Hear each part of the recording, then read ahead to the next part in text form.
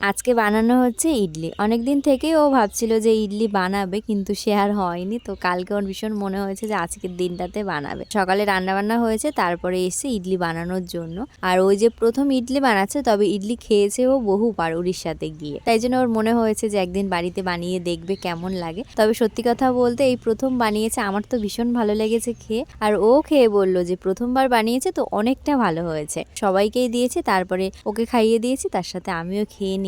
আর আজ মা অন্য কাজ করছে। মা বলল যে স্নান করে পুজো দিতে অনেকটাই দেরি হবে, তো আমার পুজো দিতে হবে, তাই জন্য পুজোর আগে ঠাকুর ঘরটা লিপে নিয়েছি আর তুলসীতলা ওইসব জায়গাও লিপে নিয়েছি। ঠাকুমা তো বেশ কয়েকদিন হয়েছে বাড়িতে নেই, ওই জন্য ঠাকুর ঘরে চার সাইডটা মানে বেহাল অবস্থা হয়ে পড়েছে। যদিও মা পুজো দেয়, তো আজকের দিনটাতে আমি পুজো দিলাম আর পুজো দিয়ে সবাইকে প্রসাদ দিয়েছি। আর এদিকে তো এখন ধান গোটানোর সময় হয়ে গেছে, তো এখন ধান গোটানো হচ্ছে। আমার ননদরা বাড়িতে নেই, মা স্নান করে রান্না করতে গেছে, তো মেজমা আর আমি দুজনে মিলে এখন ধানটা ঝাড় দিয়ে দিচ্ছি।